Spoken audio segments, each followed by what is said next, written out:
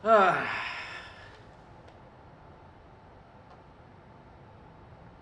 up, lads? I hope you're having a good day. Just a quick one from me. I'm about to go out for dinner with a beautiful model that I've been dating, and it's not always been this way, that's for sure. I've not been dating beautiful models for my whole life, and I've faced a lot of rejection. And looking back on it, I had a chat with a friend recently. He said, Jack, what was the worst time you ever got rejected from a girl?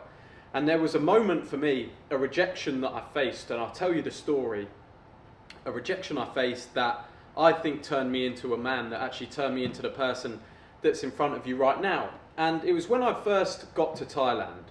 I was very naive on the dating front. I was still very kind of blue-pilled. I was not red-pilled at all. I didn't know a lot of the masculinity advice that I give you guys now. The reason I give this advice is because I've learned it all the hard way through being kind of ripped apart by girls in my dating life in the earlier days. So when I first got to Thailand, I fucked around a little bit, and I met some girls. I dated a couple of girls, and then there was this one girl that I met in the gym, and she was just the fucking hottest chick I'd ever seen. Just the hottest girl I'd ever seen. I was big on my approaching at the time, so I approached the girl, and she was totally into me. She was down, and I messaged her. I got her Instagram, and I messaged her, and we met up that night. And I didn't really listen to any of my red flags. She was so beautiful that I let all that shit go out the window. So I met this girl. Instantly when we sit down, we go to a bar together, we sit down, and she's talking to her ex. She's still calling her ex and shit, trying to figure out some money, or like, how more glaringly obvious could it be that this is a bad girl to be with? But I wasn't thinking with my head. I was not thinking with my head. So anyway, we have drinks together, we go back to my place, and we end up fucking each other, and she's bought along with her a bag of fucking sex toys, the craziest shit you've ever seen, and blew my mind. I think we banged each other 4 or 5 times that night, which was just, and for me, I was totally into her. I was like, she's so beautiful, she's funny, blah, blah, blah. I was totally caught up in this shit. So anyway, I'm texting this girl, we meet a couple more times, and I'm quite invested now. I'm like, oh yeah, this girl would make a good girlfriend. So I'm kind of invested, and I'm leading with my heart way too early. I'm ignoring red flags, I'm leading with my heart, and I end up seeing this girl a few more times. We're having a real good time when we're together. And then she says, I've got to go traveling. I was like, okay. She was like, yeah, I've got to go traveling, I've got to go do some stuff. I could go traveling with you if you want. Like she just needed to kind of go and travel to get some content or some shit like that. That was the vibe, and she was kind of a bit of an Instagram girl. And so I was like, okay, I didn't have any money at the time. I didn't have any money at all. And I was like, well, she wanted to go Bali, and I was like, well, I can't take you to Bali. And she was like, okay, that's no problem, I've just got to go and travel for a bit. So I'm FaceTiming this girl every day while she's traveling, and she's meant to come back and meet me after like a week. At the end of that week, we're FaceTiming each other every day. I'm fucking, I love this chick, or whatever I'm thinking in my head at the time, being a dummy. And she didn't come back at the end of the week. And on her stories, she'd flown away traveling with some other rich guy, and was getting bottles in the club with this dude, and was like, oh, I'm so sorry, like I just got to stay with this guy for a bit. And I was like, I was cut, man. I was fucking, it really messed with my head.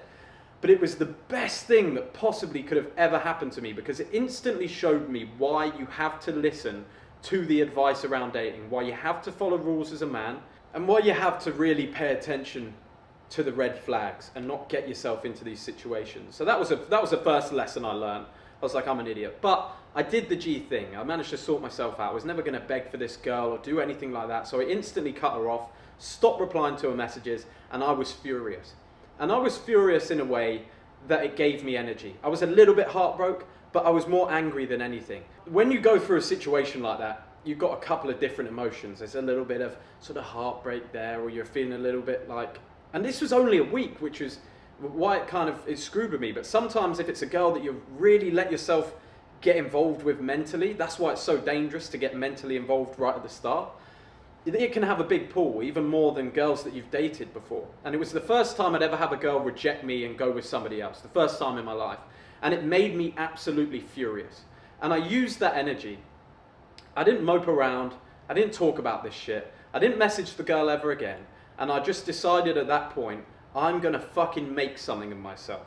I'm going to become so big, so successful that she can never forget the time that she slipped up, that she made the mistake. And it's how I view rejection. There's no such thing as rejection in my world. There's just dumb girls and there's smart girls.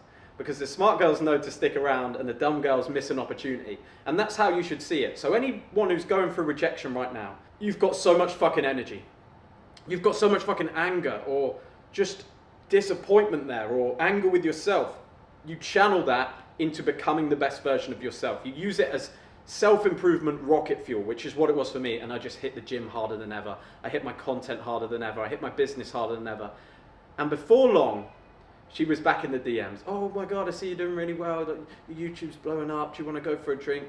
I never replied to this girl again. I never spoke to this girl again. She still messages me, still likes my stories to this day, but she'll never get another chance. And I can't tell you how satisfying it is to learn those lessons from a rejection. Look back on it when at the time you thought, fuck, I was a bit heartbroken, and then just think, wow, that's completely changed my life and the man that I was. Because it took me down a road of figuring out how do you find a good girl, how do you make sure that a girl is not going to do this to you again, and how do you become a man that girls want to date? How do you become top dog? Because that's the key. Girls are hypergamous. I believe that's the right way to say the word. Which means that they will always, not always, but a lot of the time switch to the better option.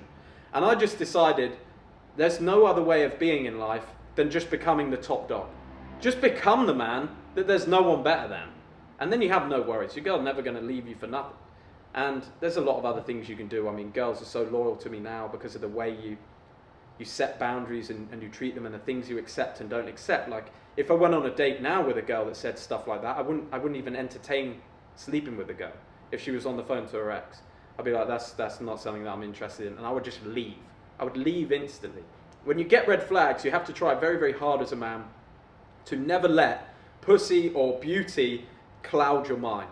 So lads, there you go. So that's all of today's video. Thanks for watching. Like, comment, subscribe. See you. Peace.